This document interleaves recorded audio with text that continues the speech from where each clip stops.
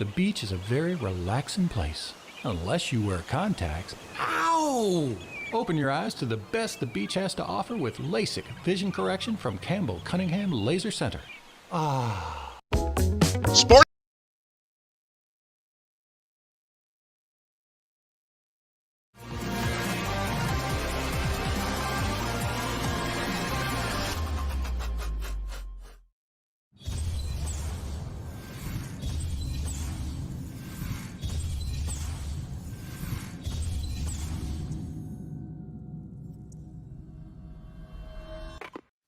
And here we go. Is it a loaded program? Yes, it absolutely is. I hope you had a fantastic Christmas holiday. Hope you got all the presents you were hoping for underneath the tree.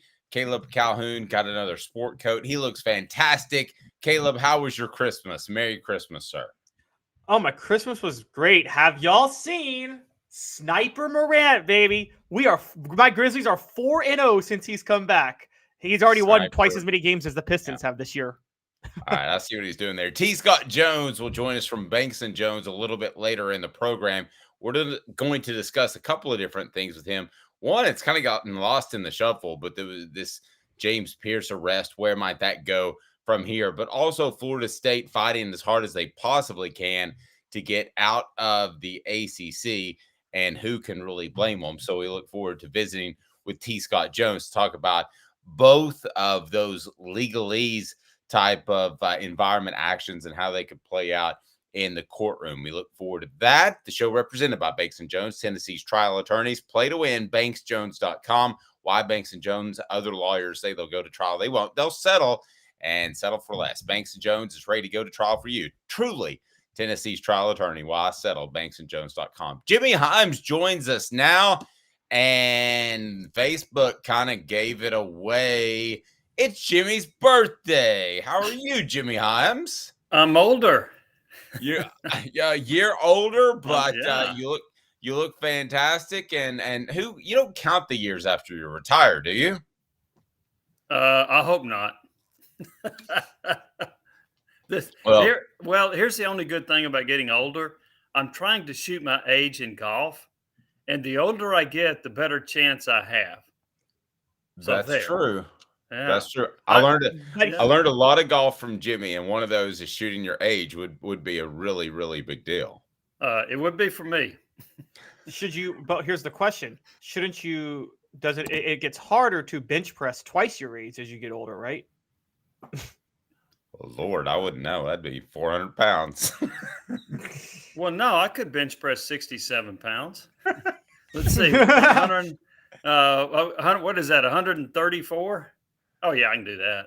Yeah, I think if you can bench press just your weight, you're like top 10 percentile strong. It's like weight and a half, it's top 1%. So, man, Caleb's starting the bar pretty high up there. Well, happy birthday. And how was your Thanksgiving, Jimmy? Oh, sorry, your Christmas. My Christmas was wonderful. It was the first opportunity to spend it with my grandson, who turned 1 December the 23rd. And so while he was around for last Christmas, he was 2 days old. This time he had an opportunity to enjoy the presents and to be with a lot of family. And Christmas to me is a lot about being with family. I had a terrific Christmas, really enjoyed it. My daughter from New York was in town. We had a lot of family over, so it was a lot of fun. That is awesome. Speaking of traveling, I want to get your thoughts on this right off the get-go, and that is the Citrus Bowl, brought to you by Cheez-It, seems to lack a little bit of crunch with some Tennessee fans that I hear from on Facebook and more. Now, I think some of that is the question around the quarterback play, and we'll discuss that. But first, what is your sense of the excitement level for Tennessee in the Citrus Bowl? Because if I had to put it on a scale of 1 to 10, I'd be somewhere around, I think, a 6 based off the people I talk to, but everybody's different. I'm in that same range. I don't hear a whole lot of excitement about it. It was a little bit of a disappointing season for a lot of folks coming off an 11-win season that you should not have expected another 11-win season. But I also think there were some folks that were bothered by the fact Tennessee went to Florida and laid an egg again. They lost handily to Missouri. They weren't competitive against Georgia.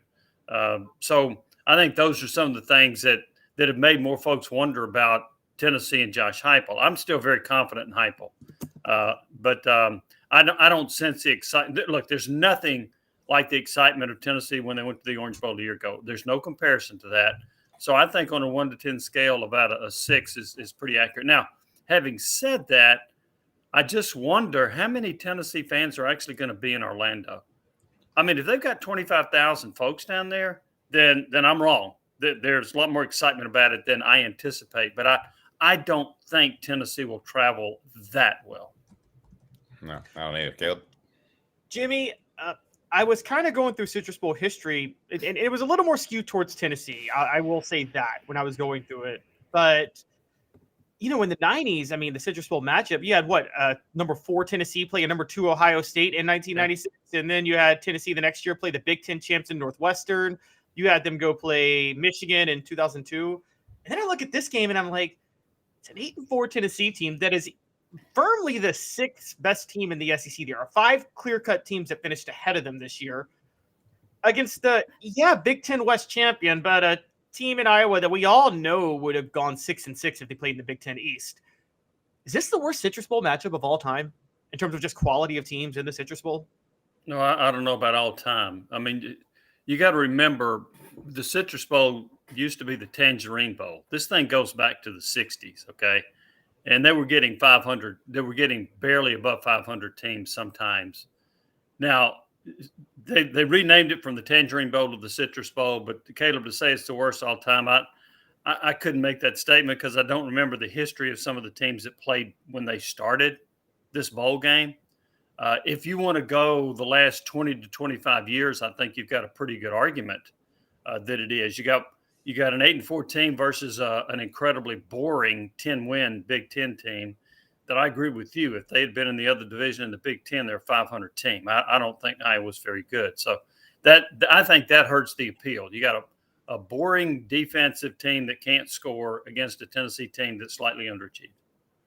The birthday boy, Jimmy Hyams, joins us now. Hit that like and subscribe button if you're happy for Jimmy's birthday. How about that? So go ahead and do that. And if you haven't subscribed yet, please do so. Hit the notification so you can hear the latest. And by the way, Caleb's pieces, his history pieces, are fantastic. So he dropped another one of those on the anti-SEC or pro-SEC bias, depending on how you want to look at it. Portions of the program brought to you by Don Self. Customer service still matters. State Farm agent Don Self and his team take customer service very seriously in the greater Chattanooga area. He's your State Farm dealer for over 40 years. DonSelf.net, DonSelf.net, or call 423-396-2126. It's right below 423-396-2126, DonSelf.net. I think part of the reason, Jimmy, that fans aren't as excited maybe about this bowl is a lot more than you used to going into a bowl game with the information age that we're in, and people can legally gamble. They know what the spread is.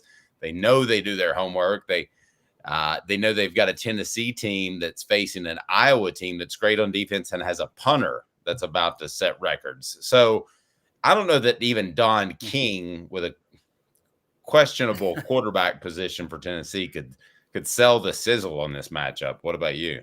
Yeah, it would be hard to do that. And like if you're a Tennessee fan, you're an Iowa fan, okay, there's some interest. But if you take it outside of that realm, I mean, who really cares? I'll be curious to see what the ratings will be for this game. I don't think they'll be very good. Although I know college football is extraordinarily popular. I get that. But I think more and more as we see the college football playoff, and then when we expand it to 12 starting next year, these other games are going to be, in the minds of most fans, meaningless. Now, you could argue that for years they've been meaningless. If your gauge is, if you're not playing for a championship, they're meaningless. I get that. I'm not necessarily in that camp. I do think there are times when it's meaningful to get to 11 wins or to get into the top 10 or to even be a top 25 team if you hadn't been there a while. So I think there can be some meaning attached to it. But I think with the college football playoff now and then expanding, I think these bowl games will have more difficulty drawing eyeballs on TV. Yep. Yeah, Jimmy, I'm sorry. No, go ahead, Kip. Yeah, Jimmy, I was thinking the same thing. I mean, you're seeing obviously Florida State having all these opt-outs for an undefeated team and a in what should be a legendary matchup that now I think might be a 45-point win in favor of Georgia. But do we have to give Nick Saban credit for this? I mean, didn't Nick Saban say 10 years ago when the playoffs started, he said, guys, if you start this playoff, they can't coexist with the bowl games. You can't have both. And is it just on a broader scale, thinking beyond Tennessee, isn't college football trying to have its cake and eat it too right now by enjoying the all the festivities of the bowl process, but also having the playoff? And aren't they going to hit a point where they have to choose between the two? I don't think they have to choose between the two, and here's why. When I look at all these bowls, and I cannot tell you all the names of these bowls because I don't know who's exactly sponsoring the Gasparillo Bowl or the whatever. Used to be a Weed Eater Bowl. So I think you're still going to see those sponsors still pour some money into having a bowl game. Okay, so I don't think if your suggestion is you're just going to completely get rid of the bowl games, I don't think that'll happen. I just think it makes them less attractive, less meaningful. And so I think that's what's going to happen. Now, I've had this discussion with a lot of people. Are there too many bowls? Do I think there are too many bowls? I do. But you know what? If I don't like a bowl matchup, I don't have to watch it. So, and to be honest with you, I don't watch a lot of them. They're a bunch of bowls that just don't attract my attention. I wasn't real excited about Texas State versus Rice. Imagine that. So, I think that there's diminishing returns, there's diminishing interest in it, but I don't think that the college football playoff will totally wipe out college football having bowl games. Now, I do wonder what happens to this type of bowl with a 12-team playoff. I'm not saying specifically the Citrus Bowl, but with this type of bowl, Jimmy, that is just slightly outside the 12-team realm, and what happens to this? Because we do go to our YouTube message board for our poll question today. Today's tough question brought to you by Andy Mason, AndyMasonRealEstate.com. As for the Citrus Bowl, 69% say I'm psyched. 19% said not psyched, but I'll watch. And 12% said Netflix anyone. So people that tune into this channel obviously are big Tennessee fans, so they're still psyched, even though the matchup might not be as sexy as you might think. But Jimmy, I think part of the reason that people are unpsyched or psyched or whatever they are is there doesn't seem to be 100% answer of who's going to be playing quarterback the majority of the time for Tennessee. What are your thoughts on that, and what are you hearing? And then I want to go through some other guys that are going to opt out before we get to today's tough question brought to you by Andy Mason, AndyMasonRealEstate.com. What I've heard is that Joe Milton is going to start. What I've also heard is that Tennessee is going to try to work Nico into the game rather early. That could be the third series. It could be the fourth series. It could be early in the second quarter. I've heard they might be looking at doing that. I'm not convinced that's going to be the case because that has not been Josh Heupel's MO as Tennessee's head coach. But I wouldn't be surprised if it happens, but also wouldn't be surprised if Heupel sticks with Joe Milton as long as he can. He wants to win the game.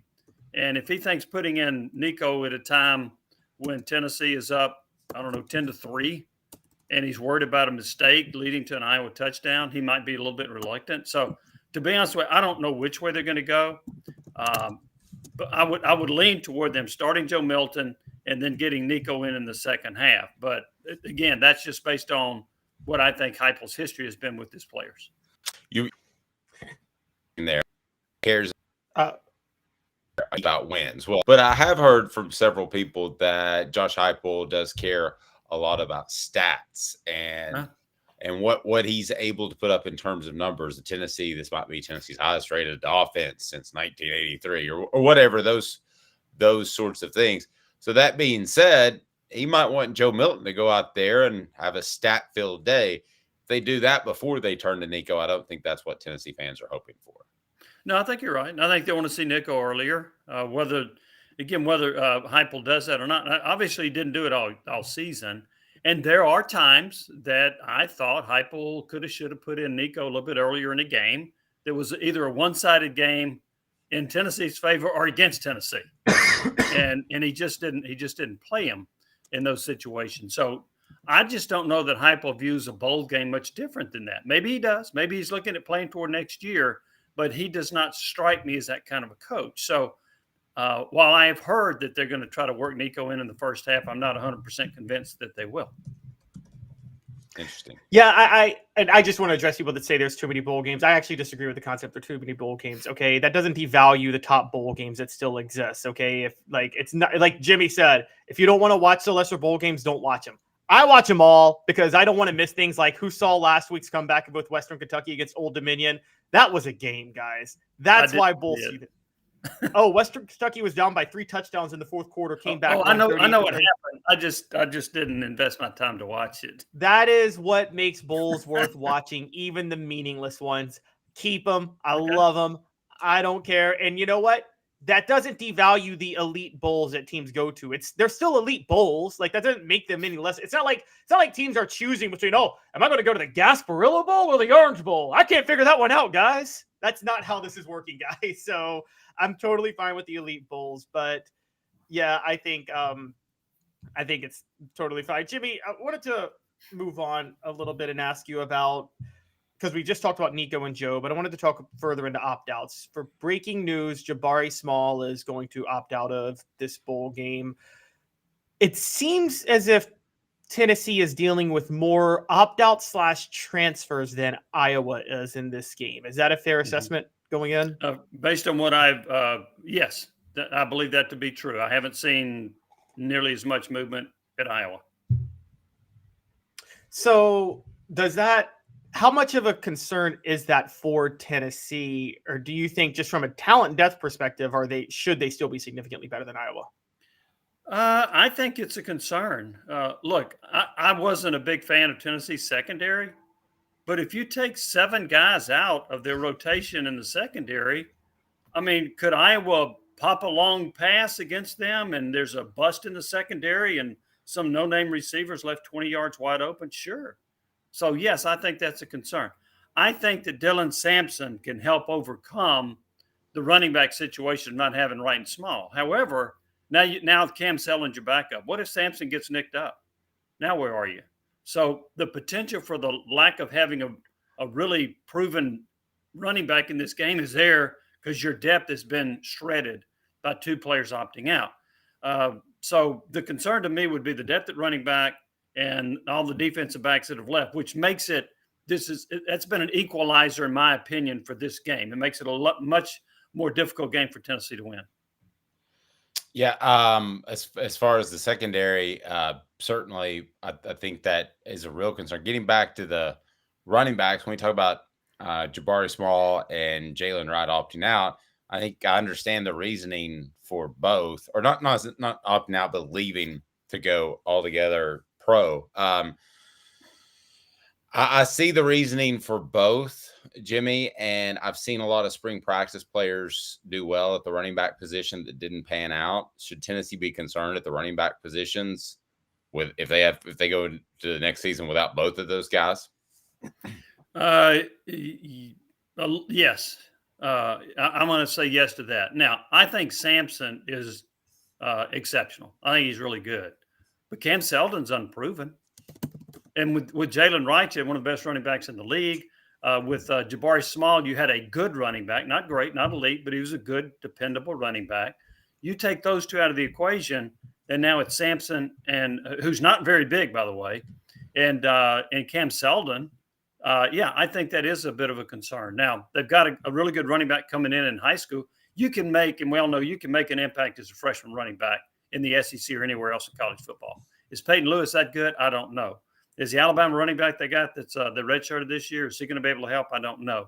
But, yeah, I think there's a drop at running back when you lose Wright and Small. And I don't know, is Small going to go pro, or is he going to transfer to Ole Miss where everybody else is going? What's going to go on with him? I don't know for sure. Well, can I ask real quick about the Lane Kiffin factor? Because, boy, I mean, it was just a year ago he was complaining about not having enough money to spend. And he even, I thought, was gigging Tennessee kind of over the break. It might have gotten lost. But at one point, he tweeted out a picture that while he was recruiting from within Tennessee's athletic department. I'm not sure how he did that. And then he sent out tweets repeatedly that was just to remind everybody he was in Knoxville, Jimmy, what was your take on that? Yeah, it's typical Lane Kiffin gigging whomever. There was a picture of him at the airport in Knoxville area, where they fly in their private planes. TAC is what they call it. So yeah, that was a bit of a gig at Tennessee, and then for him to get one really good player from Tennessee and another decent player, that's just more salt in the wounds from Lane Kiffin. But when you look at what they've been able to get, Walter Nolen, that's another player Tennessee wanted. I was told they were never really in the hunt. But yeah, he's done a terrific job in the portal and at Tennessee's expense. Gotcha. Jimmy, I gotta hold your feet to the fire a little bit, because you talked about the concerns of Tennessee not having its 7 secondary guys. You did acknowledge that Tennessee secondary wasn't that good to begin with, but you did not acknowledge that, yes, Tennessee secondary, not only was it not that good to begin with, but I don't think Iowa can throw on a high school secondary. I mean, and they have their backup quarterback, Deacon Hill. Their leading receiver was their tight end, Eric All. He had 299 yards on the year, and he's not playing in the game because he got hurt midway through the season. So does Tennessee even need to put a secondary back there? Couldn't they just put some linebackers back there? And should Iowa be able to throw for over 100 yards in this game? Hey, Caleb, those guys are on scholarship too. Okay, That's let's true. not forget that. They're on scholarship, and their quarterback completed 49% of his passes. So what's wrong with that? Hey, I'm going to back just a second. Jimmy phrased it perfectly earlier. He said that one play. I mean, this could be a 20-17, 20-16 game. So if there's one play given up in that Tennessee secondary, I mean, Caleb, nobody's going to throw for 380 yards in this game, I don't think. But Jimmy, the way you phrased it, I thought it was perfect. That one play, like an Arian Foster fumble, could potentially could flip a game.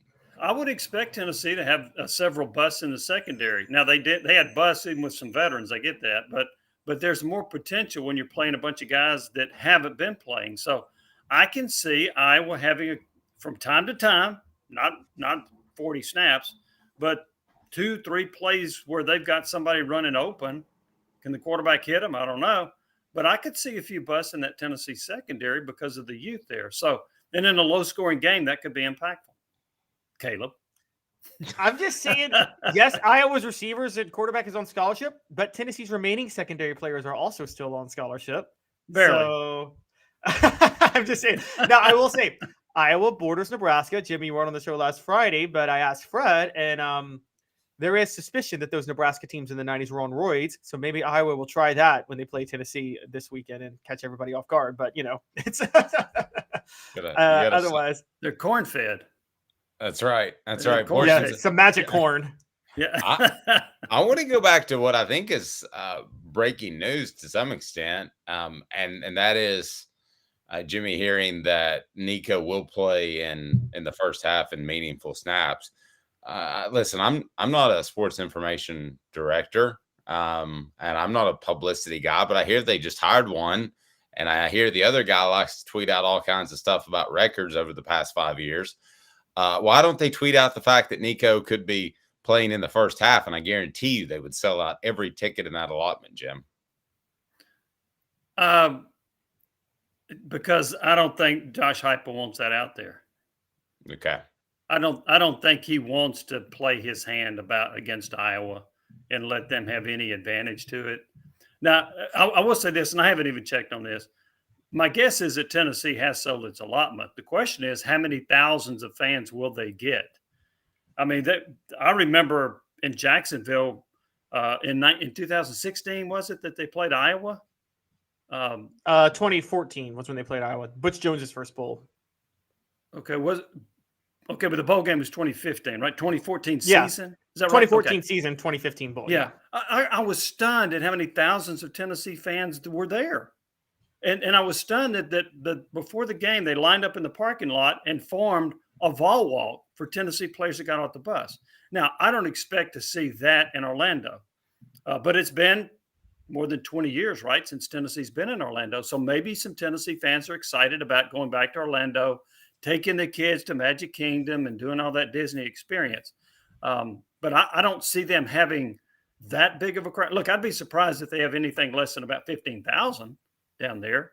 but I don't think they'll get 25 or 30,000 based on the interest level I have been hearing locally.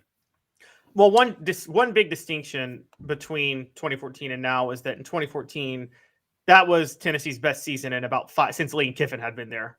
That was their first bowl appearance in 4 years. The program still thought it was on the rise under Butch Jones, and I think Butch Jones probably sold it like they won a national championship by going to the Gator Bowl at 6-6. But I think they got a banner, I'm sure.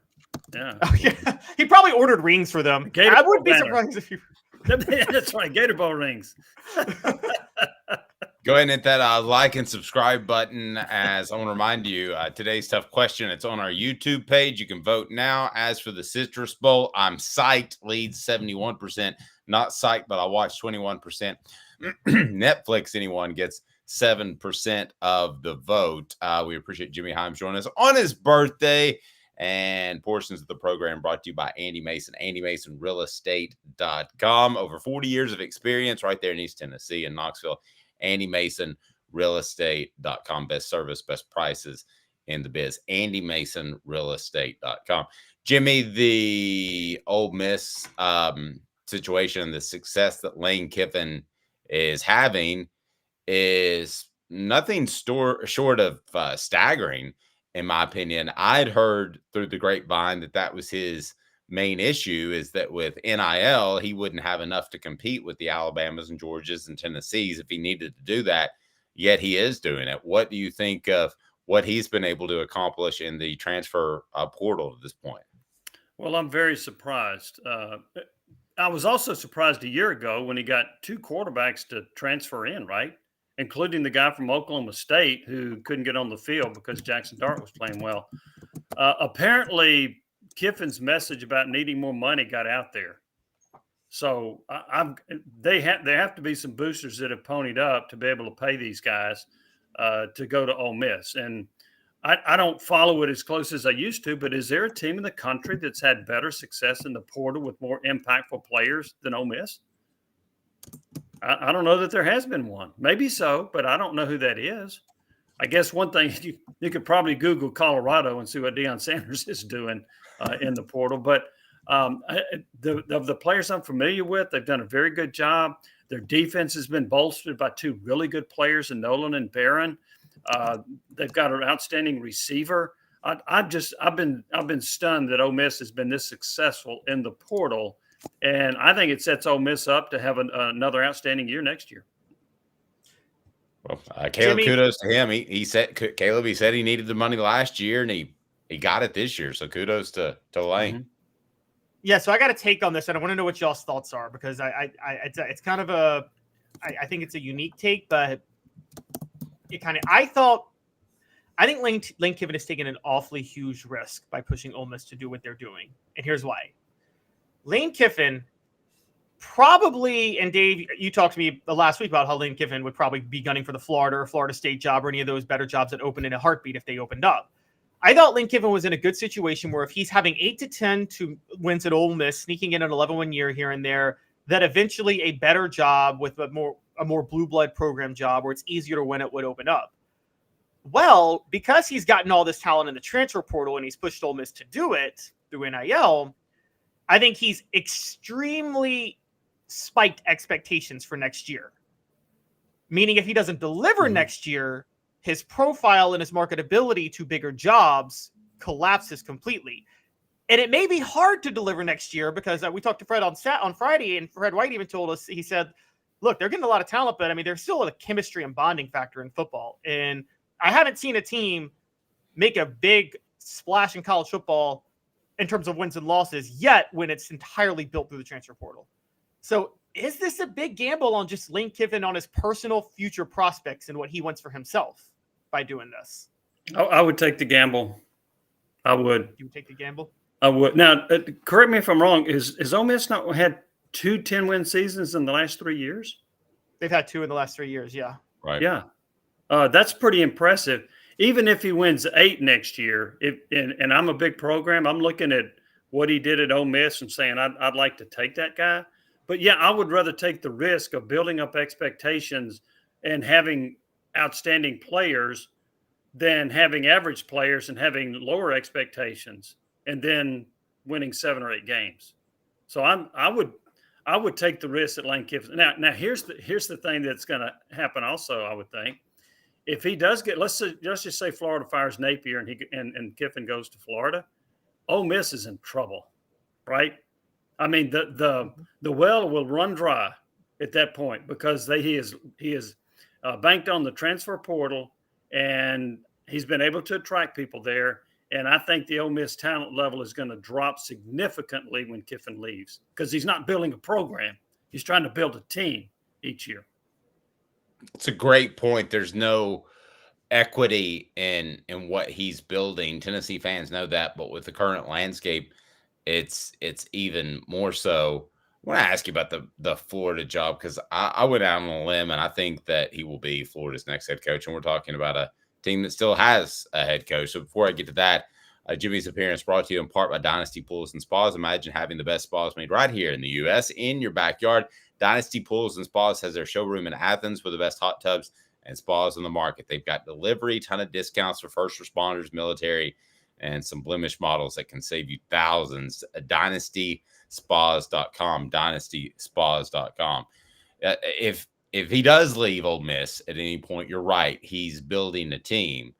But, Jimmy, I'm sure you heard the same things. I heard he wanted the LSU job. I heard he wanted the Auburn job. I mean, what can you do if you're Ole Miss and you really like Lane Kiffin to keep him? I think it's just a matter of time till he goes somewhere. But you know that program way better than me.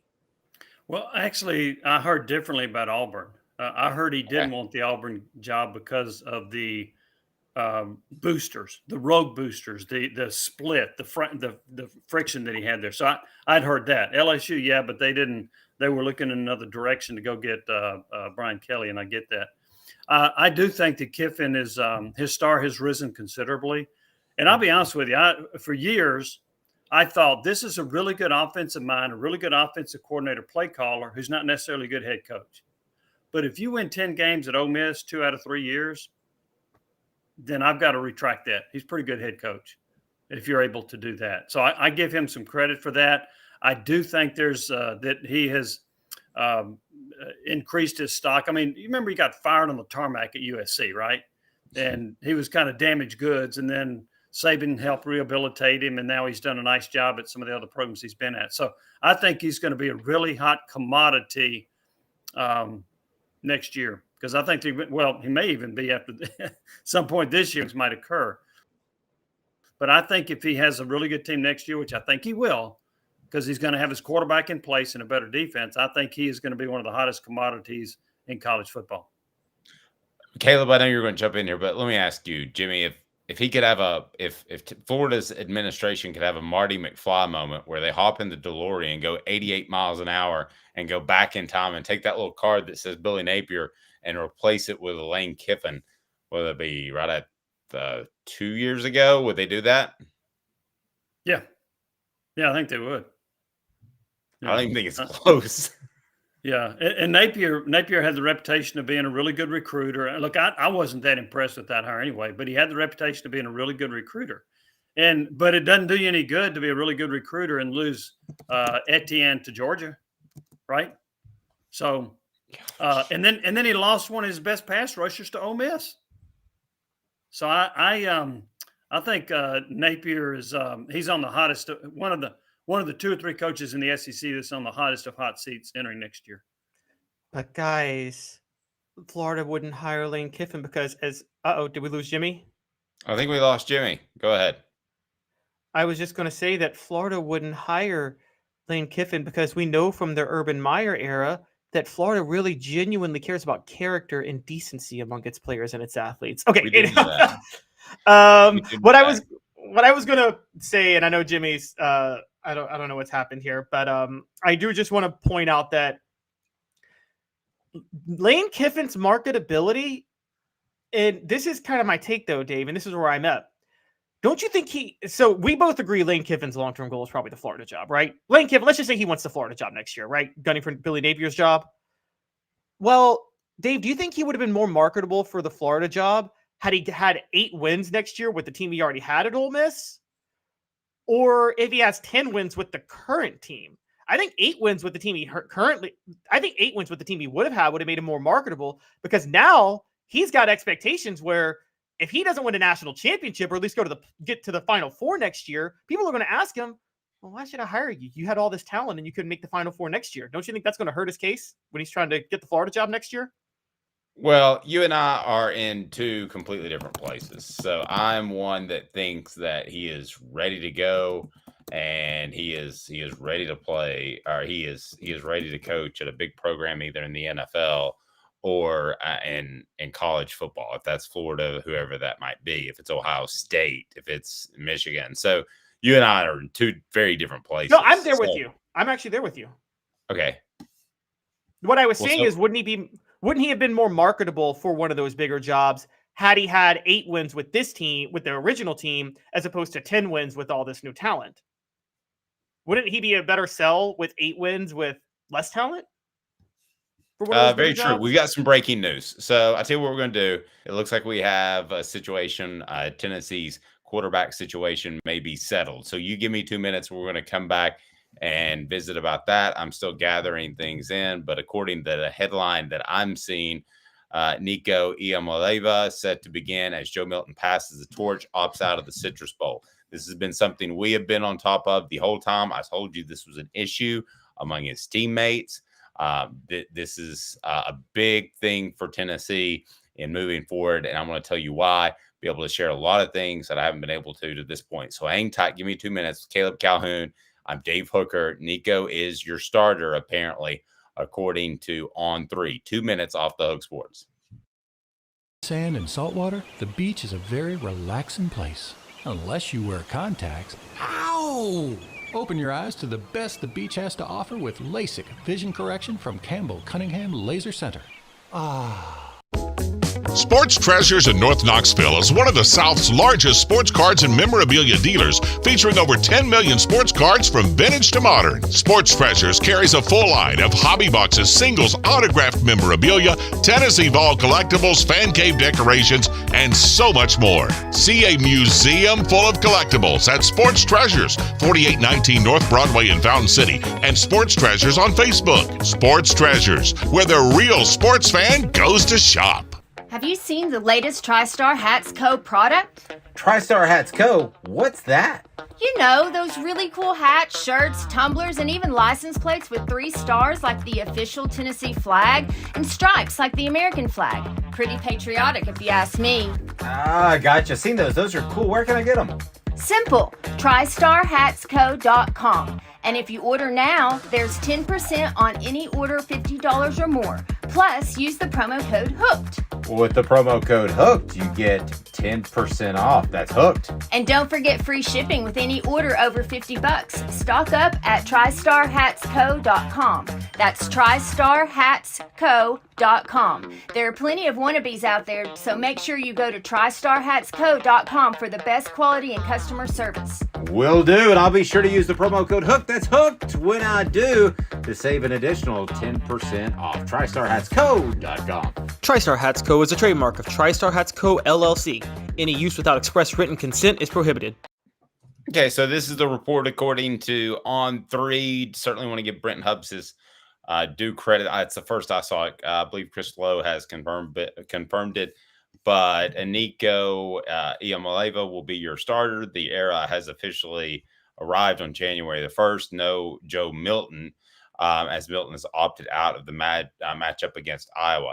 Perhaps it was a holiday or whatever the case may be. Let's bring Jimmy Hyams back in here because Jimmy's actually got knocked out. So I want to get his take on this Nico thing if we can, Jimmy.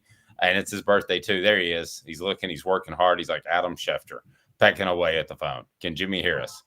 I don't think Jimmy can hear us right now. So we'll go back to him in a second. How big is this, Caleb, for Tennessee?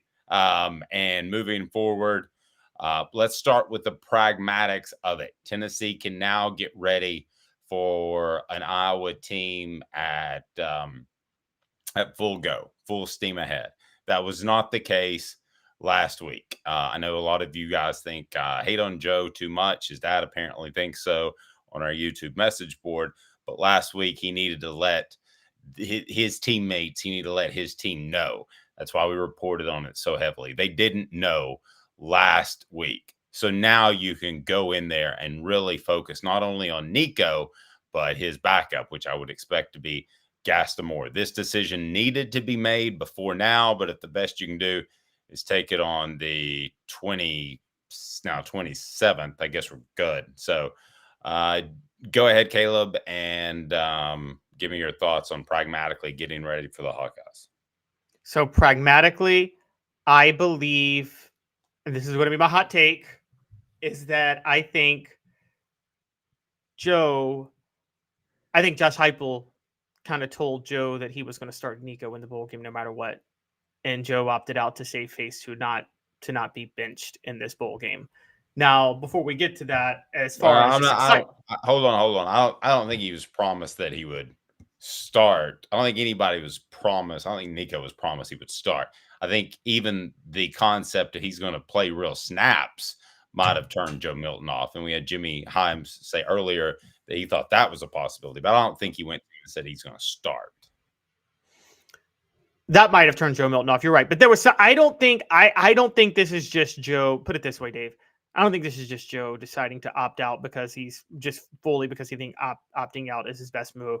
I think there was a getting limited action in the game. You're right, maybe being pulled for Nico for some snaps. I think all of that had to do with Joe opting out. I could be wrong. That's speculation on my end. But the timing of his decision, come on, it's a little bit sketchy, isn't it? The timing of the decision? Just a little bit.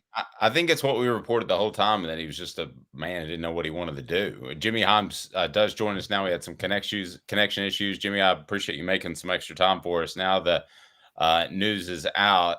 Nico Iamaleava will not play or will play as Joe Milton will opt out. Talk about ticket sales. They might get a little spike today. Yeah, they might. I don't know how many Tennessee fans are going to up and say, hey, now I'm going to leave Knoxville or whatever and go down to Orlando. The thing about Milton, he was practicing with the team, right? So you would Jabari Small didn't practice with the team, and he's opted out. So it's kind of odd, and I'm kind of in Caleb's corner on this. It's odd now that he's opting out. But it also lends credence to what I'd heard earlier, where Tennessee was looking at playing Nico in the first half or early. So I could see a scenario where Josh Heupel went to Joe Milton and said, hey, Joe, we're going to play Nico in the third series of this game. And Joe's like, wait a minute, this is my team. I've been the starter all year. I'm going back to my home city here. So I could see where Joe balked at that. And Tennessee said, well, okay. But something else had to transpire. Because why else are you practicing for the bowl game and then you opt out now?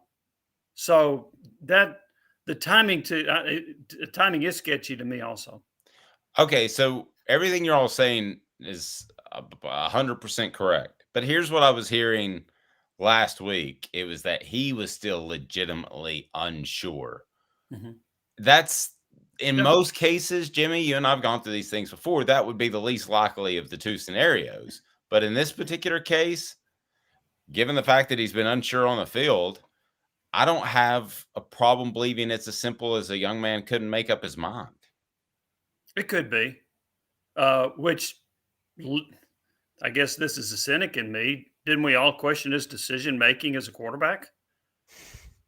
Yes. And now he's got another...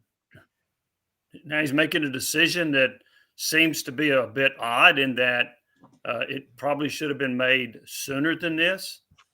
So it could very well be that he was having trouble making up his mind.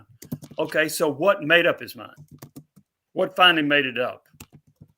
That's where I'm leaning toward. There was a conversation with the coach saying Nico's going to play early, and Joe balked. So that's kind of what I believe. I don't know that for a fact.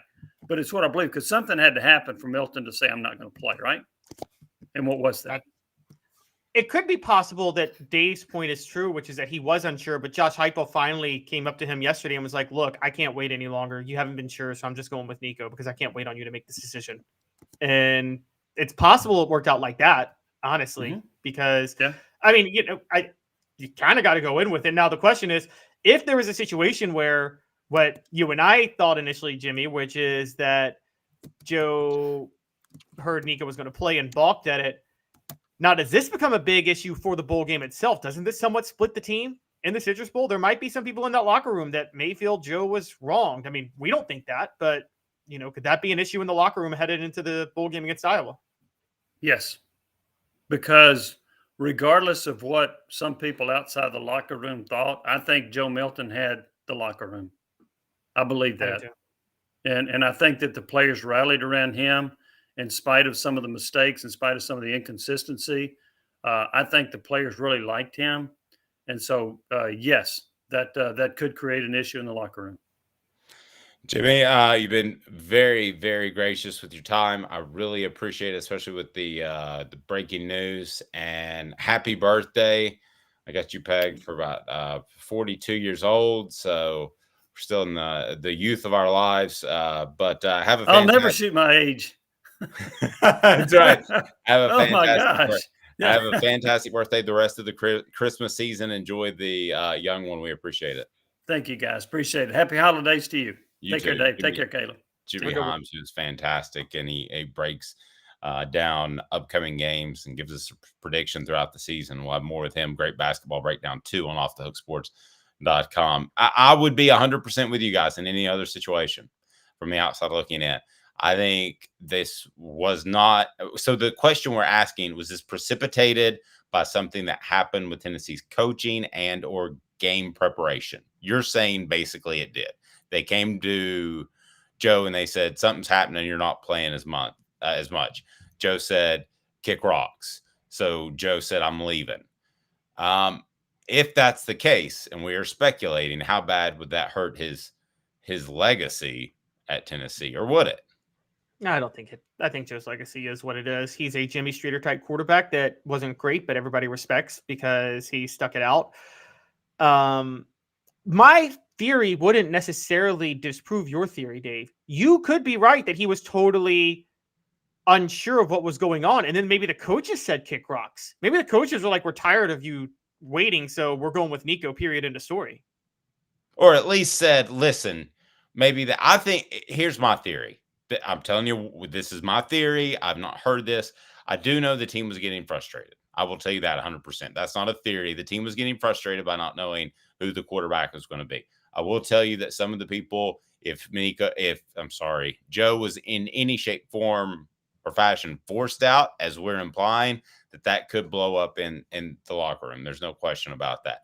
But my theory is, listen, Joe, my name is Josh Heupel. Let us know something by the time we land in Orlando, right? And his dad, in case you didn't read the story, is still posting on YouTube that his son's unsure. So that was on our YouTube channel. We wrote that. I know Christmas gets everybody in kind of a crazy days when news comes in, but we wrote that last week. I think he was unsure. I think he couldn't give them an answer. This is me speculating. Couldn't give them an answer when they landed in Orlando. And yeah, Josh Heupel said, listen, if it's that difficult for you to make up your mind, it's probably a wrong decision for you to play. We've all had our parents or paternal figures say something like that, right, Caleb? I think that's essentially where this came from. If you're that unsure about it, just move on. There's no shame in moving on. Go for it. Yeah, I mean, I could see that's exactly how it went down. I agree. And it's a clean break from everybody. If that's how it went down, then I do a 180 from what I just suggested and said, maybe the team will be rallying now. Maybe they'll be excited. I mean, and I think it's important to note that Jacob Warren here, I wasn't even asking a question in that regard. And he said early, this is 2 weeks ago. That's the Vol Report brought to you by Campbell, Cunningham, Taylor, and Hahn. He said at the time, it'd be exciting to play with the kid, is what he called him.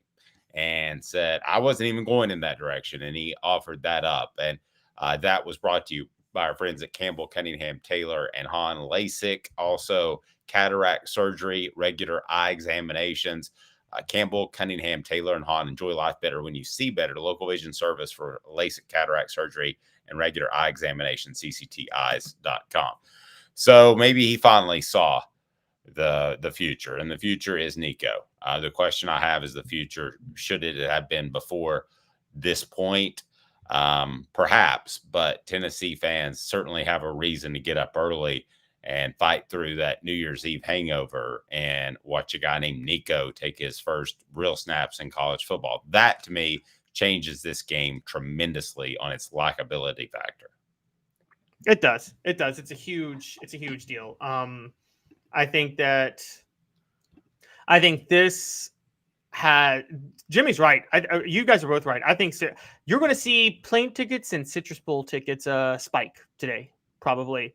I mean, I just talked about, like, I joked with Dave, guys, before the show. I hate when people break news during the show because, like, I just talked about how this is going to be the worst Citrus Bowl of all time and the least exciting.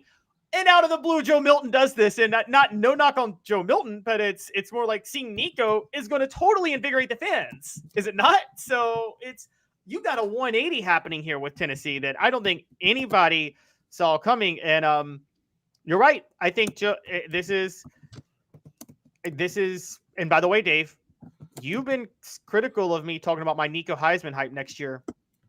Are you on board yet? You think there's a chance he can get the hype that he needs in the preseason? No, as a matter of fact, I took a little bit of Christmas to think how absurd that statement was, but I can't get that time back. So I'm not on board with that yet, but I would love for you to prove me wrong. It'd be great for content. I wonder, too, if we're at the point where some guys couldn't see it in practice, that Nico was considerably better than Joe Milton. So at some point, I've said NIL doesn't affect you if you're the left guard and you look at the quarterback and he's making more money. He had the girlfriend in high school too. That's nothing new, right? But if you're the left guard and you look at the quarterback and repeatedly the guy that's in there with the first team is not as good as the other guy, players see that, don't they? Yeah, I agree. I think players can see that. And I also think we talk about him having the locker room, but it's very possible if you're indecisive in practicing with the team, that's the quickest way to lose a locker room, right? I can't share everything I know, but yes, that was the fastest. That was the thing that was said to me. Yeah, so it's very possible he lost the locker room because of that. So I think that's kind of the big story on this. I mean, look, it wouldn't be the first time Joe Milton had the locker room all year. It wouldn't be the first time he lost the locker room. Remember, he lost the locker room when he was named the starter 2 years ago by Josh Heupel. Players were not happy about that. And you kind of gave me more details, but I said at the time, I'm like, there was a greater energy that showed when Hendon Hooker came in the game. And it was very clear to me that everybody thought Hendon Hooker should have gotten that job over Josh Heupel. And just something as simple as last year, I remember you on the Vol Report with Cooper Mays, Dave, and Cooper Mays saying that when Hendon Hooker fumbled that ball against South Carolina, he did not even look for the ball to recover. He turned back to see if Hendon Hooker was okay, first and foremost. I mean, the team just loved Hendon Hooker that much. And Josh Heupel lost the team by not naming him the starter. And so, I mean, look, I still think Joe Milton will be remembered fondly, but he did enter Tennessee in a way that did not have the respect of the locker room, and he may have left in a way that didn't have the full respect of the locker room. I mean, maybe that's unfair to say, but that's how it's happening. Yeah, good stuff. He's Caleb Calhoun. I'm Dave Hooker. Coming back, we'll continue to discuss this news. Just breaking that Nico will be apparently your starter. This according to On3 for the Citrus Bowl. We'll continue to discuss more. He's Caleb Calhoun. I'm Dave Hooker. This is a presentation of Off the Hook Sports. Portions of the program brought to you by our friends at Apex Apparel Group. Design, brand, market your way. Unique products to promote your business with unparalleled customer service. Call Tyler right below at 865-919-3001, 865-919-3001, or go to apexapparelgroup.com. Back in 2 minutes. Off the Hook Sports. He's Caleb Calhoun. I'm Dave Hooker. Got cataracts? We can fix that. Never miss another moment. With a little help from Doctors Campbell, Cunningham, Taylor, and Hahn at cctis.com. Hi, I'm Rick Terry, and we at Rick Terry Jewelry Designs pride ourselves in the highest quality craftsmanship from a family-owned business here in Knoxville for over 35 years. At Rick Terry Jewelry Designs, we also take pride in being an affordable option for all your game day accessories, especially those fire opals. At Rick Terry Jewelry Designs, we want to be your jeweler every day and especially on game day. Go Vols! Hi, Mike Davis here with City Heating and Air, reminding you to always dare to compare. Our team provides quality local heating and air service, installation, and maintenance across East Tennessee. We use only the best equipment like American Standard heating and air conditioning for your residential, new construction, or commercial needs. Honesty, dependability, and customer satisfaction have been the cornerstones of our business since 1961. City Heat and Air. Dare to compare.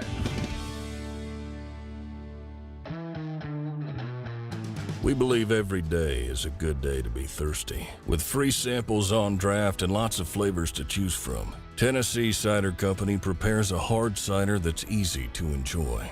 Some say it's the signature cider of the South. Others say it's the cure to your craving. They all say you'll savor every sip.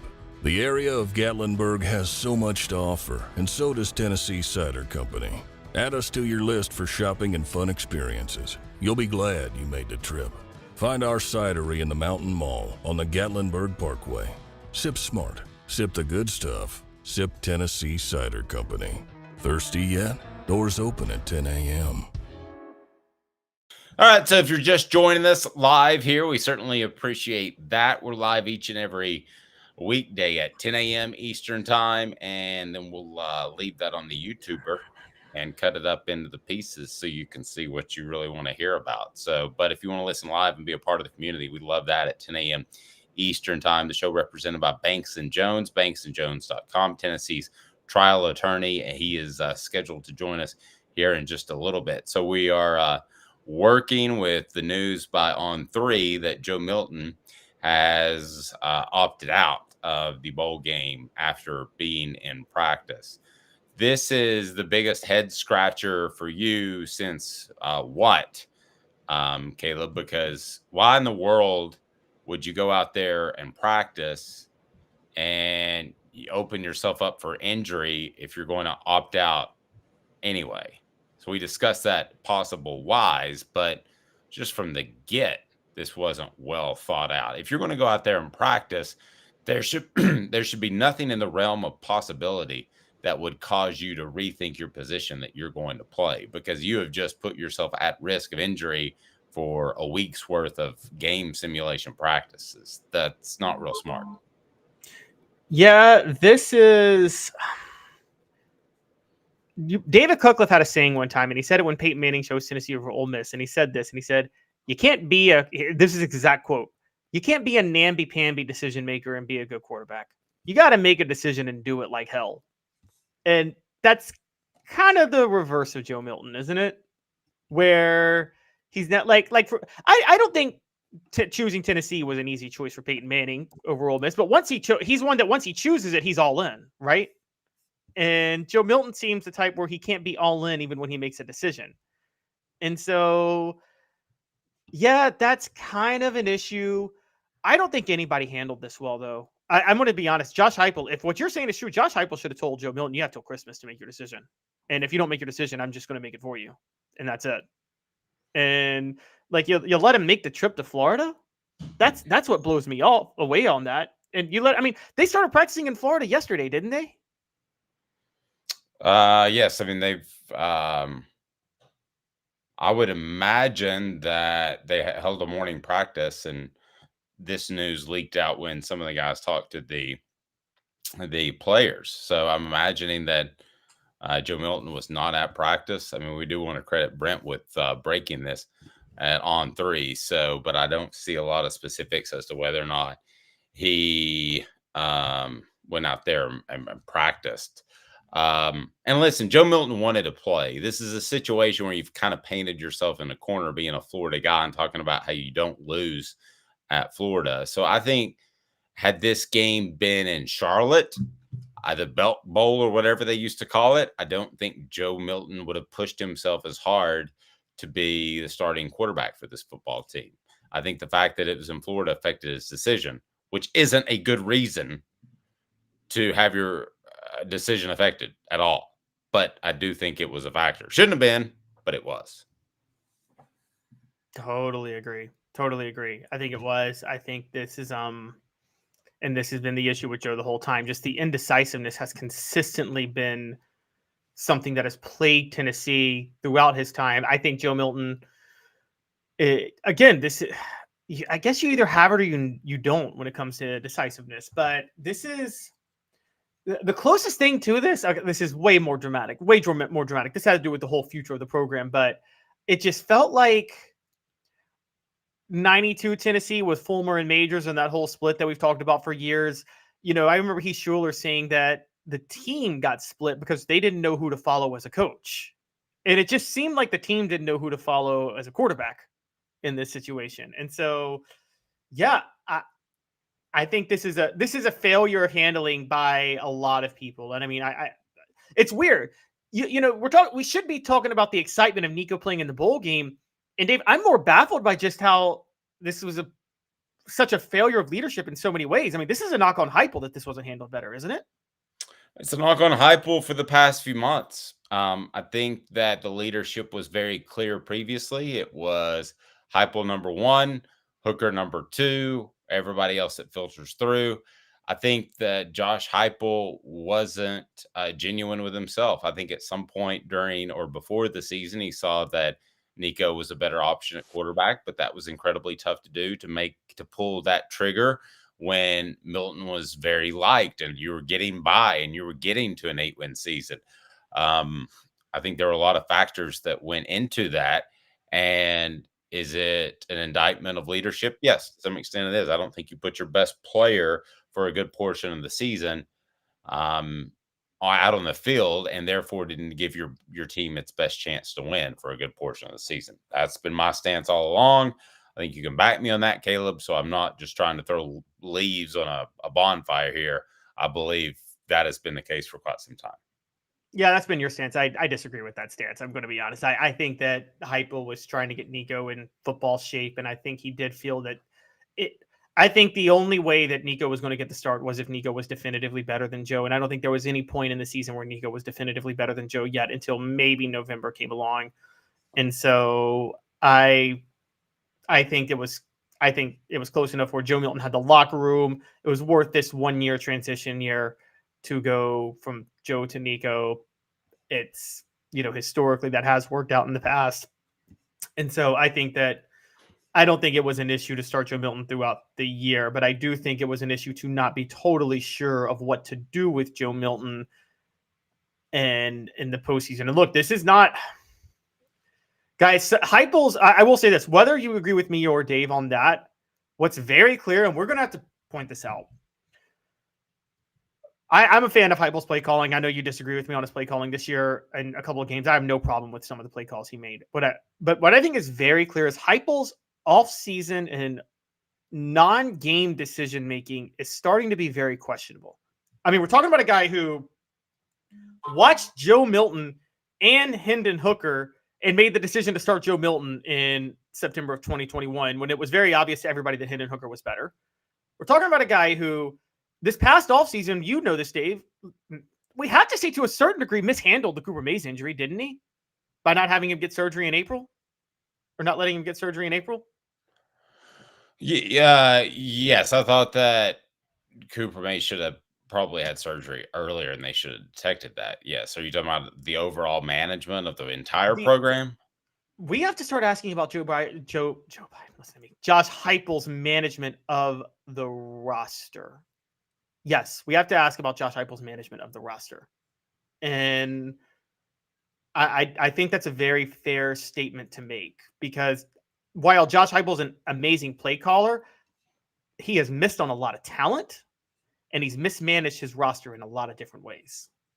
Yeah, fair point. We'll have more on this as, again, just breaking news reported by On3 just moments ago. Joe Milton will forego the bowl game, so he's off to the NFL. That means the Nico era begins.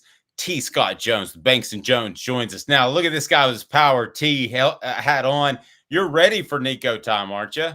Absolutely. I tell you what, earlier the better. Let's see what the young man can do, and let's go pull a big win for the Vols.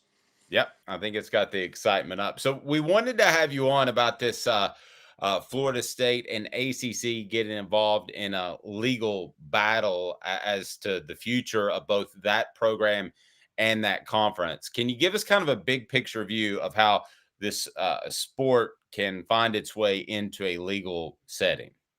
Well, basically, when a football team, a program such as, what we're dealing with here enters into an agreement with a conference, that's a contract. And, we talk about the media rights and everything else because let's face it, I mean, that's great. Great revenues, gate revenues are wonderful, but the big money is in all the media. And so they've got contracts with ESPN.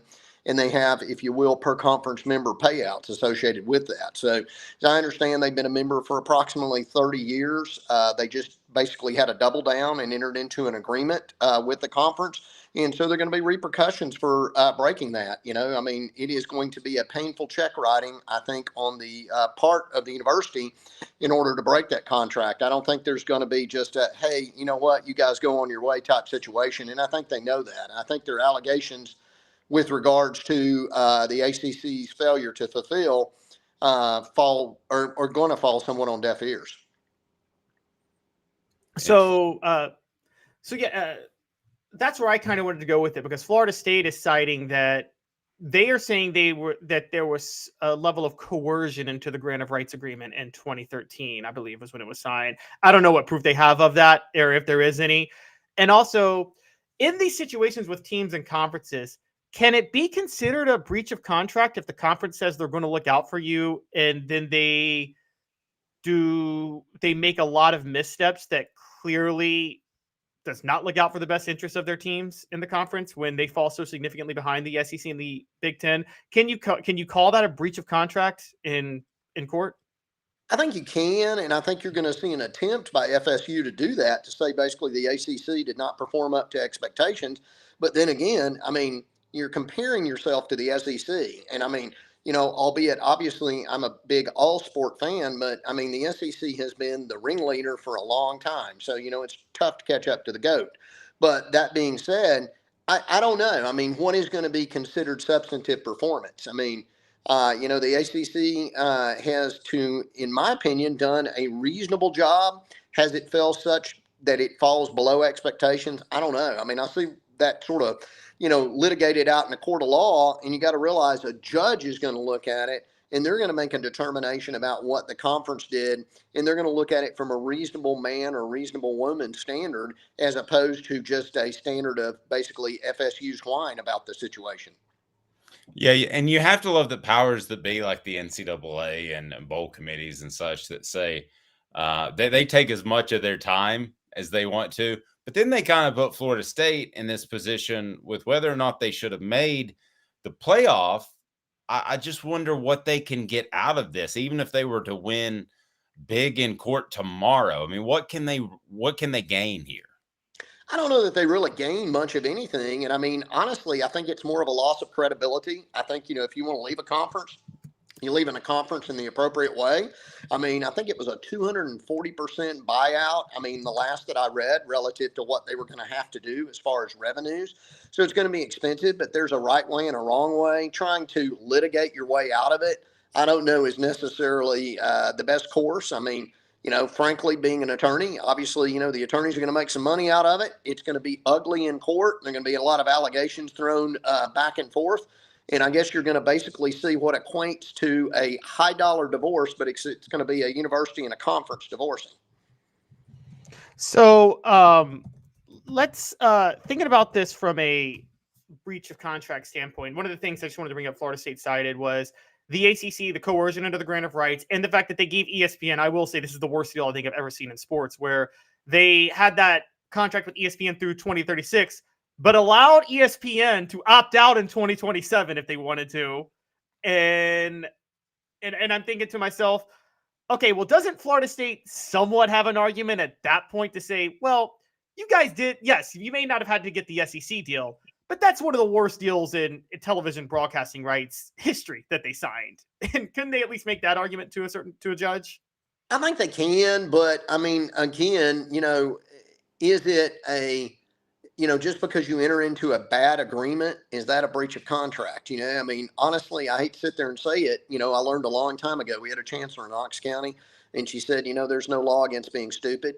So that being said, I mean, I hate to sit there and say that, and I'm not intimating that whoever entered into that agreement, but, today's dollars, they may not look so rosy on down the road. And so when you have that type of a situation and somebody enters into that type of agreement, I mean, was that not just kudos for ESPN and boos for FSU and for the ACC? I mean, at some point in time, I mean, you have two adults, i.e., albeit they're entities with equal bargaining power, and they bargain and they make a bad deal. I mean, they knew that a long time ago when that deal was done with ESPN. And only now, when it becomes relevant, when they have this fabulous season, do they sort of whine about it. I mean, they've enjoyed sort of being the big dog in the conference, in a conference that has basically devolved into what, I mean, I hate to sit there and, bust them, but I mean, they become mid-major. No, you're exactly right. T. Scott Jones with Banks and Jones. Can you tell us what makes you guys different? I know because I've had a chance to visit with you guys when it comes to personal liability or criminal defense.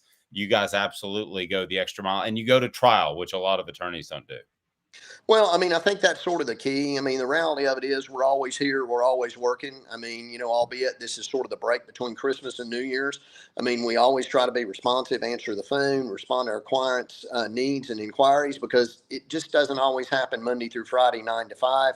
And you got to be there for folks. And if you have a reputation that you will take these matters to trial, you're going to get a substantively better recovery, i.e. if it's a contract case or something of that nature, or a personal injury case, or in a criminal defense type situation. I mean, you don't have to always be in there, if you will, hat in hand offering, hey, what will you give me? So, I mean, we try to basically be in a position where it's not necessarily aggressive or it's ugly aggressive, but we're ready to go to trial if necessary.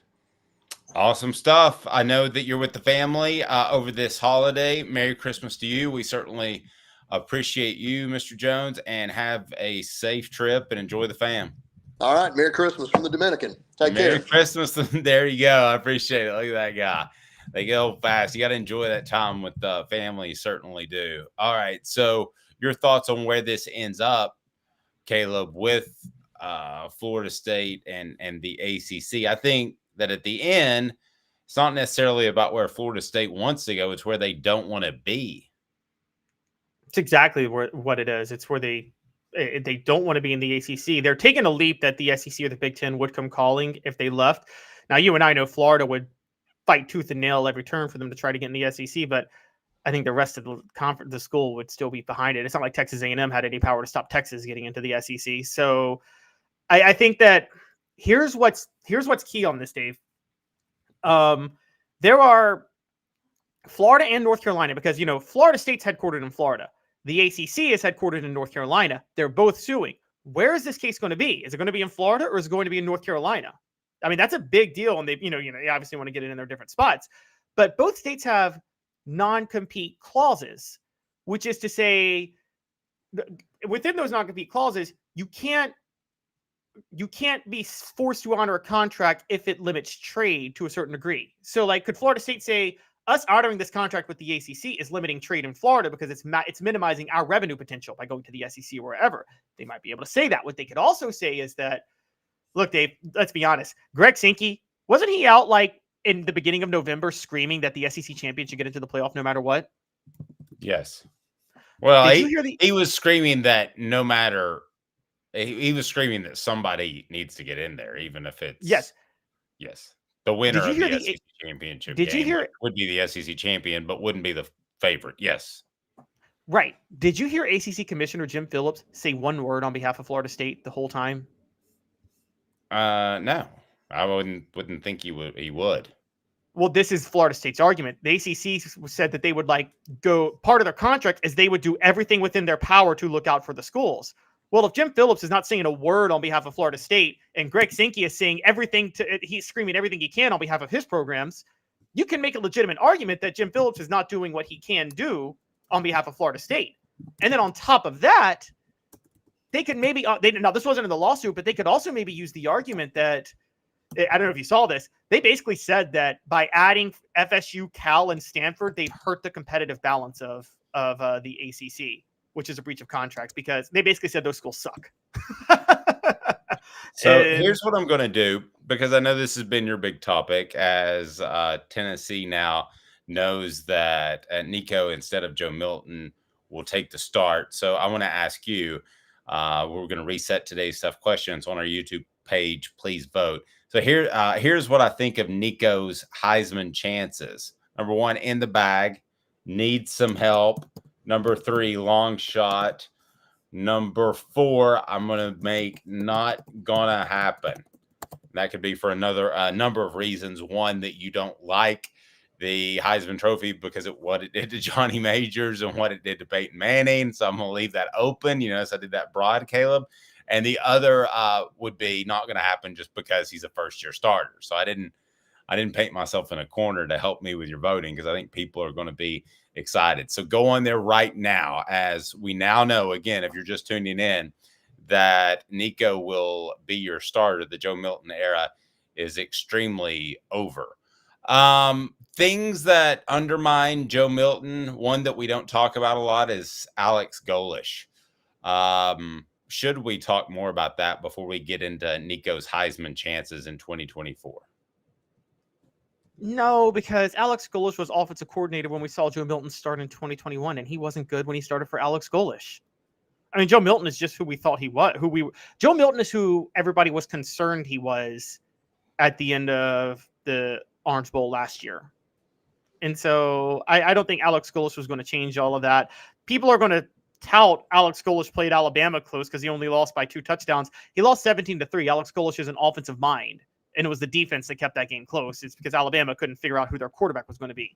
So, and they just beat a Syracuse team that's undergoing massive changes. So I don't necessarily put it, guys, this is Josh Heupel's offense. Josh Heupel didn't have Alex Golesh when he went undefeated at UCF in 2018. He didn't have Alex Golesh when he was offensive coordinator at Missouri, and Drew Lock set every SEC record in the books in 2016 and 2017.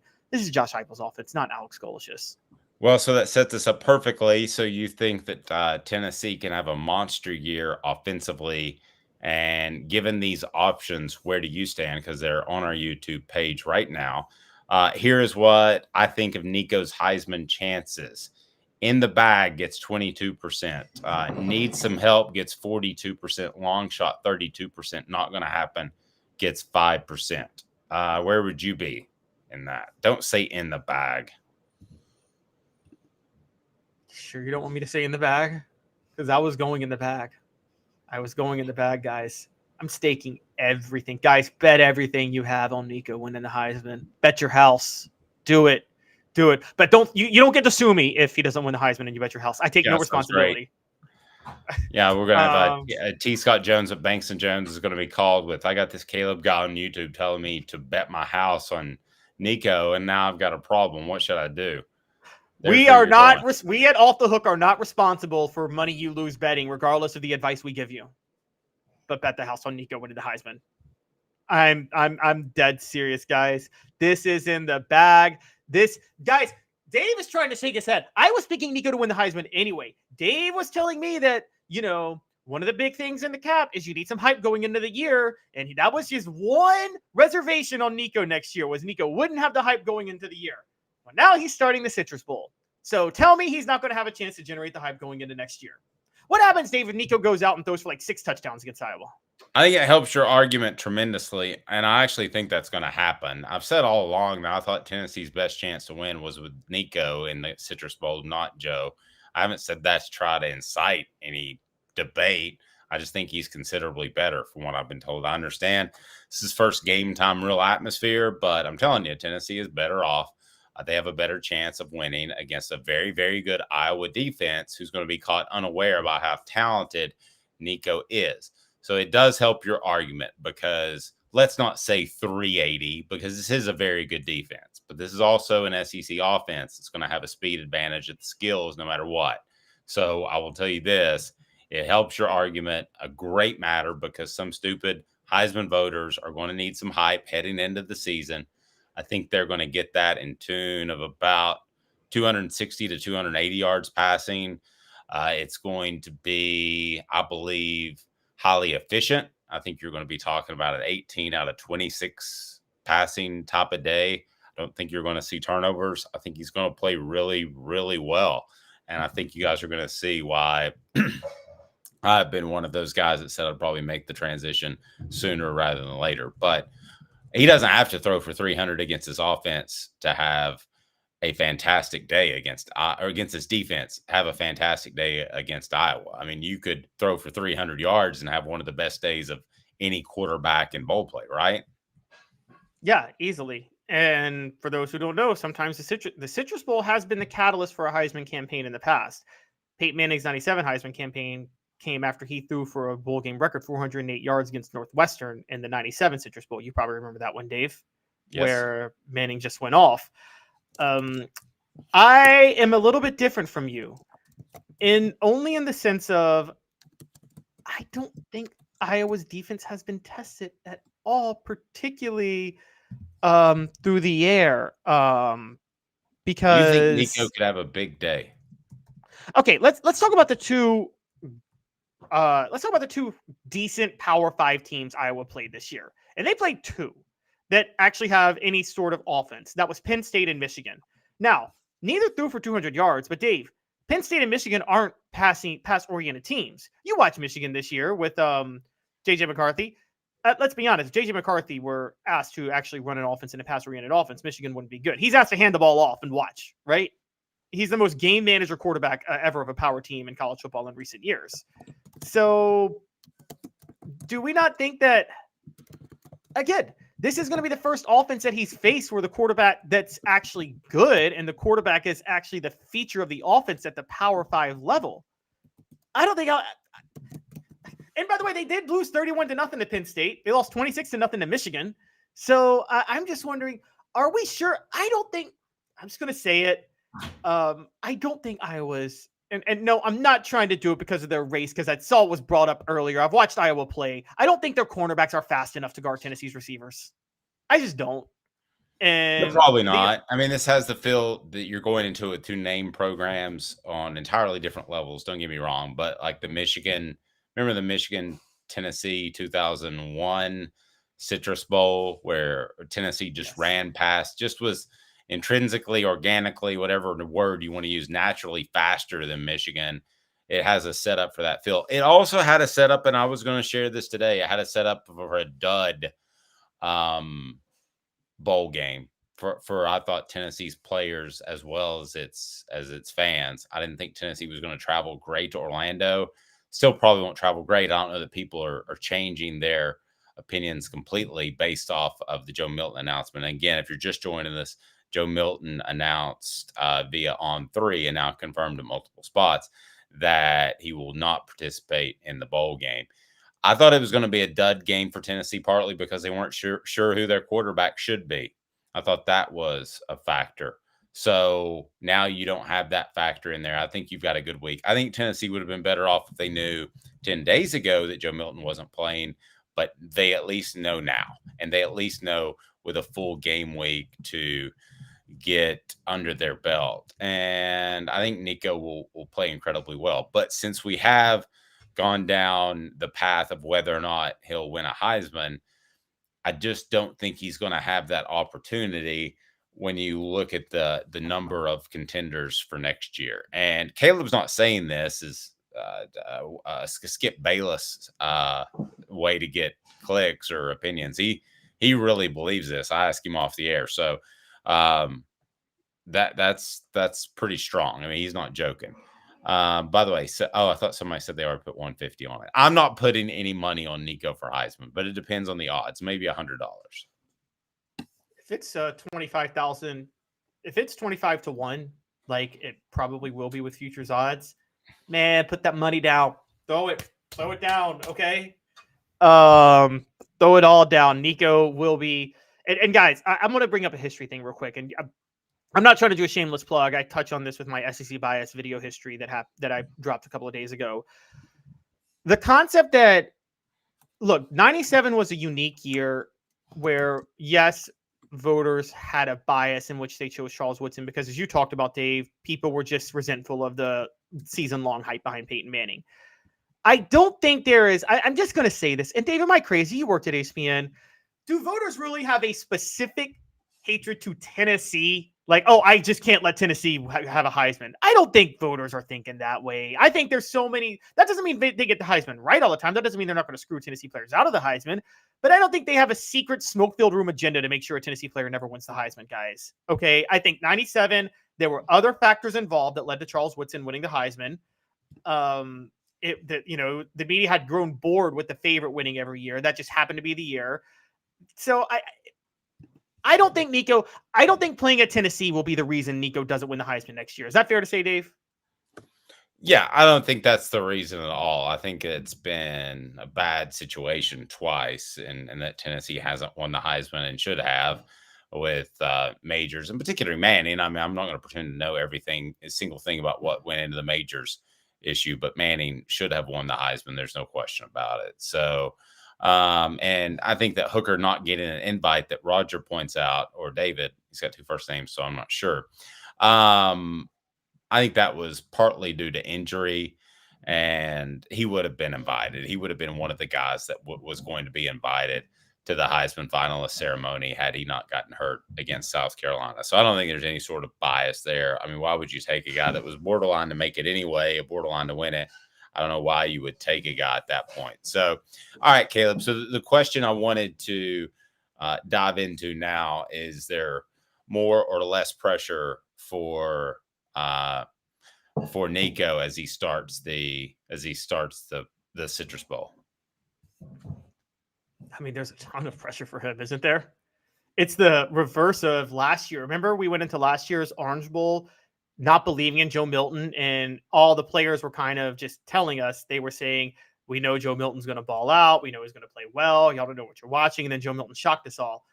We're going into this one thinking Nico's the future, and and everybody's ready to see him put up, Peyton Manning like numbers in his first game. I mean, I'm not saying that's fair, but I think the pressure on Nico is through the roof. And here's the other point. It's a great test for Nico because of that. Because what we saw with Joe Milton is Joe Milton actually can perform well when nobody's expecting anything of him. And there's a lot less pressure, honestly, when you're not expected to do well. Nico's coming in, and everybody's going to expect him to do well next year no matter what. So this is a chance for him to show what he can do with expectations. And I think we sometimes underrate expectations. And what I mean by that is, or a clutch team with expectations. Everybody says Tom Brady was a more clutch quarterback than Peyton Manning. But Dave, for most of his career, Tom Brady operated with less pressure than Peyton, right? Because Tom Brady didn't have the expectations of being great. He was a 6th-round draft pick. And whereas Peyton Manning immediately was expected to always be great. I say the same. People said for years LeBron wasn't clutch in the NBA, but it's like the guy was considered the greatest generational prospect from 9th grade. He was expected to be great. No one dealt with that kind of pressure ever. Nico's dealing with that type of pressure at Tennessee's level, as opposed to Joe Milton, who was not dealing with that type of pressure going into last year. And once that type of pressure came down on him, he didn't necessarily live up to it. This is a great test, right, to see how you handle expectations, because I think everybody's already expecting Nico. I've already said it. I'm expecting Nico to finish his career as the greatest statistical quarterback in the history of Tennessee football. You're muted, Dave. You're muted. Dave, your mic is muted. Still can't. That is where Nico's legacy lies. The question is, what will Joe Milton's legacy be? At this point, he's told his team he's not going to play with a few days before the bowl game. I didn't think that was a particularly good play on his part. He hasn't lived up to expectations, and they were mighty. Guys, I think his legacy is going to be one of potential unfulfilled, which isn't fair, because I think potential is the ability to have accuracy, not just throw the ball long. But I think people are going to look at his big arm and his physical ability and say that it's potential unfulfilled. I do think that the way he's leaving now does not help his persona in Tennessee fans if you're bolting now. I don't think he played this thing right. I think he was leaning. I think he was 60-40. He wasn't going to play the whole time, and something pushed him over the edge, or he just realized the game was getting close and he had to do something. So how will he be remembered, Caleb? I think he'll be remembered. I mean, I don't want to say like fondly like he was great, but I think he'll be respected. I mean, look, I think if he comes back next year, people are going to give him a standing ovation and cheer the way they do for him. Maybe not a standing ovation. People will clap and cheer for him the way they do other quarterbacks. I mean, this isn't like, Let me put it this way, because I pile on him a lot, Dave. Let's do an experiment. Next year, Tyler Bray comes back for a game. Joe Milton comes back for a game. Guarantee you Joe Milton gets louder cheers than Tyler Bray. Guarantee you 100%.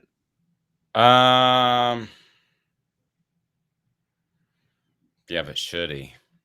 I mean, Tyler Bray, when you consider the coaching, did as much with less than Joe Milton did. Not with less. Tyler Bray had less coaching. Well, Jim Chaney wasn't a bad offensive coordinator. That's comparing. Wait a minute. Tyler Bray had 4 NFL offensive linemen, and he was throwing to Cordarrelle Patterson and Justin Hunter and Derrick Rogers. No. I'm talking about the entire program. From coaching, discipline, lack thereof. He should have been sat on the bench the first time he threw beer bottles. I mean, that to me, even being it, I credit the guy with even having the maturity to be an NFL player after he received no guidance at Tennessee. That's what I mean with more with less. I don't think I'm not even talking about the players he played with. I'm just talking about there was a goofball at practice every day. There was, but it was the head coach. I also watched him throw a game. Like straight up throw a game. That's debatable. I mean, if you could prove that, yes, I will retract everything I said, but I can't. You don't think he and Derrick Rogers threw that Kentucky game in 2011? Probably. I mean, that's the thing. I don't think Joe Milton ever walked into a game saying, I don't care to play this game. I'm just going to be honest. I don't think he ever walked into a game saying, I don't care to play this game. Good point. It's a really good point.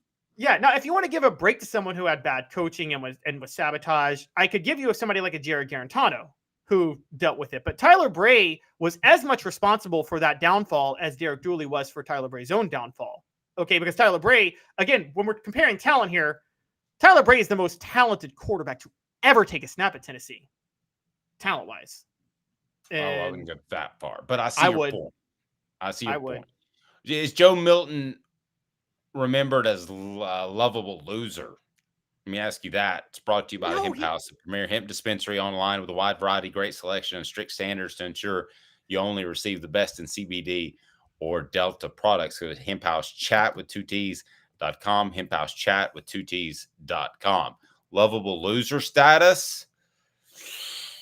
No, that's too far. There are other quarterbacks that have lost more at Tennessee that are more respected than that are still respected. I mean, again, Jimmy Streeter made 1 bowl game and people always loved him and welcomed him back.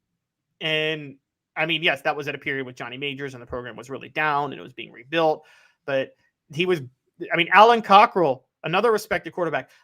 Jeff Francis was the starting quarterback on the team that started 0-6, right? And finished 5-6. I think that Jeff Francis is a lovable loser because of that year. I wasn't going to bring up Jeff's name, but particularly. But people like Jeff. That wasn't Jeff Francis' fault. How he'll be remembered. I'm not kicking him at all. How will he be remembered? I think he'll be remembered fondly as a guy that was loyal to Tennessee, as a guy who's respected, and a guy who, I mean, yes, did he have the season maybe he wanted at Tennessee? No. Is it? I mean, guys, look at Tennessee's history the last 50 years. Joe Milton's record this year is pretty much par for the course or better than average for a Tennessee season. I mean, he did.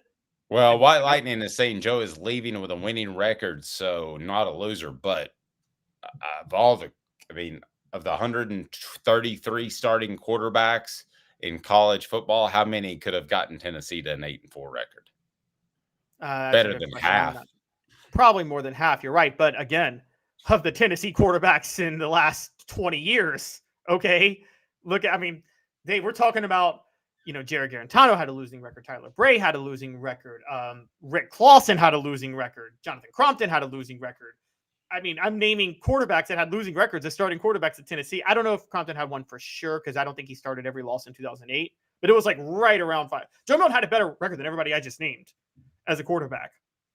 And now you are right. There's supporting cast. I mean, you and I talk about that all the time. People like Crompton was dealt a bad hand.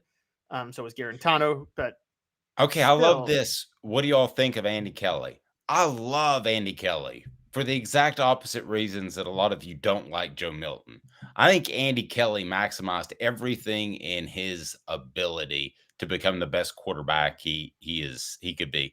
And he's the all-time leader. I know it's the indoor passing league, but he's an all-time leader in that. He actually got paid a couple of paychecks, like in the 6-digit ranges, which is not easy in indoor football. So I got a lot of love for the legacy of Andy Kelly. He just happened to have a bunch of NFL players playing around him, and he wasn't quite that good.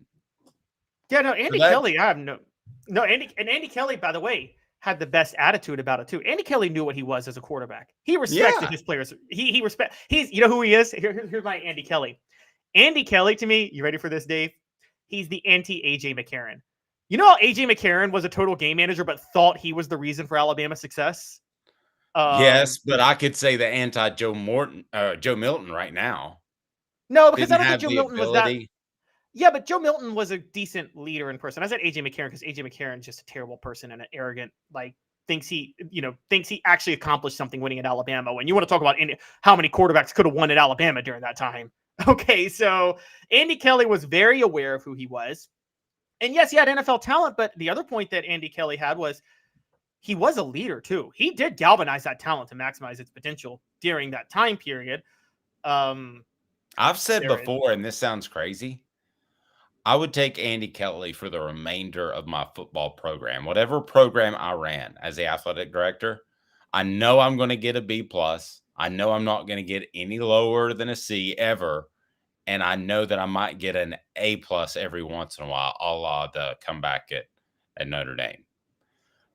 You're right. If you could have Andy Kelly for the rest of your athletic department's life, you could be in worse shape, could you not? Well, I kind of agree that Notre Dame game about that, Dave. One of the reasons Tennessee struggled with Alabama in the early 90s with the Stallings era, I kind of went back and watched old games. Philip Fulmer and the offensive staff they were like dumbfounded on how to deal with the blitz. So Stallings had the old philosophy of like run a 4-4 and just bring 8 guys every time. And so the Notre Dame game with the comeback, you remember the play that was called, right? The screen pass to Aaron Hayden that was the touchdown. Yes. If you go back and read the press clippings and hear Johnny Majors and Philip Fulmer talk about it, it is talked about like it was the most brilliant call of all time. Like, oh, Notre Dame kept blitzing, and it was just this genius call to do a screen. Well, why didn't you do the screen like 5 plays earlier? It shouldn't have been that genius of a call. It should have been an obvious call, shouldn't it? No, sure. And yes, we do know that Nico is going to be the starter for the Citrus Bowl. That's what we've been talking about and how that affects Joe Milton's legacy. I don't think it leaves it in any way different shape, but I think letting Tennessee know earlier in the process during this bowl preparation would have been big. I can't believe they didn't know who their starting quarterback was. And I'm going to pat us on the back. We were all over it on Off the Hook Sports. If they lose, portions of the program I have a question. Yes. If they lose, do you think it more negatively impacts Joe Milton's legacy because you think people will blame him for them losing, for not opting out later? No-win situation. I'll tell you why. Brought to you by Rick Terry Jewelry Design. They want to be your jeweler looking for an affordable game day jewelry. How about the Fire Opals, a Tennessee tradition? RickTerryJewelry.com. RickTerryJewelry.com. Here's why. Because Caleb, if he goes out there and loses, then he loses. Joe Milton does, and we know that he's not going to be the starter now in the Citrus Bowl. But he loses against a good Iowa defense, and he was not that good. So, blah. That was my point the whole time. If he goes out there and wins, it's still going to be blah because it's I'm not talking about Joe Milton. No, I know, I'm getting there, but it's still like 23-20. Now let me get to Nico. If he goes out there and loses, everybody loves Nico. It's simple. You're going to have every Tennessee fan point to Joe Milton and say he should have let them know earlier, which is what we've been saying the whole time, so that Nico could have gotten more first-team reps. And I've seen it on our message board. It's been reported that he's gotten all of the first-team reps. That's not true. They've been split about 50-50 throughout the season. So I don't doubt that Nico is ready to play, but that'll be the narrative if Tennessee loses to the Hawkeyes. Yes, and if he wins and plays well, everybody's going to say, oh, Joe Milton never should have played. So Joe's going to lose no matter what, right? If Tennessee wins, people are going to look back and say Joe never should have played to begin with. And if Tennessee loses, everybody's going to blame Joe. That's just pretty much how it's going to end, right? Yeah. Now, me, Drinker, I appreciate where you're coming from on this, but He says Heupel is playing chess. They knew internally. They did not. I can confirm that they did not know internally as of Friday. Now, I took some time off for the birth of our Lord and Savior, so I'm not exactly sure what happened over Christmas. Other than Merry Christmas, I didn't hear from any of my sources on Christmas. But I can tell you that as of Friday, that there was internal questions about who was going to play, and that's not what you needed. That's not what you need at all. Now, Joe Milton, when we talk about his legacy, how much will it be affected by what he's able to do in the NFL? And I got some pretty strong thoughts on that. Sports Treasures carrying over 5 million sports treasures and so much more. Follow on Facebook for the best sports memorabilia. Daily updates. Go to facebook.com. Sports Treasures TN. That's Sports Treasures TN. I don't think it's a lock that he's getting drafted high in the NFL. Like Anthony Richardson, who he's so oftentimes compared to. Richardson is a better runner, has slightly more touch, not a lot on his ball, but I don't think it's a lock that he gets drafted in the 3-4 round scenario that a lot of people said, third or fourth. I don't think it's a lock he gets drafted at all. Does that sound crazy, Caleb Calhoun? No, I mean, as a matter of fact, there was an ESPN Plus article looking at the draft status of quarterbacks, and Joe Milton is projected to not be drafted. That was just over the weekend at this moment. And I think the problem with Joe Milton, with a lot of people, is that, and this is our problem, Dave, too. It's hard as an analyst. Typically, and this happens more often than not, when there's a quarterback like Joe Milton and there's questions about him entering the season, you hope he either shuts up those questions and balls out, or you hope he plays so bad it's obvious to bench him. Joe Milton didn't do either of those things, did he? Like, he was just kind of mid the whole year. And so I think it makes things a lot harder. Anthony Richardson, what people are going to give him a break on is, you've been critical of him, and if you've been critical of him, I think other people knew about it too, particularly among NFL scouts. I think people are going to look at Anthony Richardson versus Joe Milton, and they're going to say Anthony Richardson played for Billy Napier. Joe Milton played for, that's what they looked at last year. I think you weren't the only one who didn't think he was all there at the top. And I think people are going to look at Joe Milton and say, this guy played for Josh Heupel, and look at all the other quarterbacks who played for Josh Heupel and what they were able to do. And I think that's going to work against Joe, honestly. Whereas Anthony Richardson, again, are you really going to hold it against him for not putting up stats for Billy Napier and a rebuilding Florida team in 2021? Yeah. He is Caleb Calhoun. I'm Dave Hooker. Our 5 favorite minutes. We'll pick that back up tomorrow. We look forward to that. And for Caleb, I'm Dave. Certainly appreciate your time. We'll be with you weekdays at 10 a.m. You can certainly follow us on Twitter. Hit the like and subscribe button. We're trying to hit 4 grand before we get to the end of the month. So we're fighting for that. I don't know what's going to happen. We're fighting for it. Hit the like and subscribe button. Turn the notifications on, and you'll see the latest, including some great pieces that Caleb has. You go back in history, you'll learn some stuff. I sure did. For Caleb Calhoun, I'm Dave Hooker. This has been a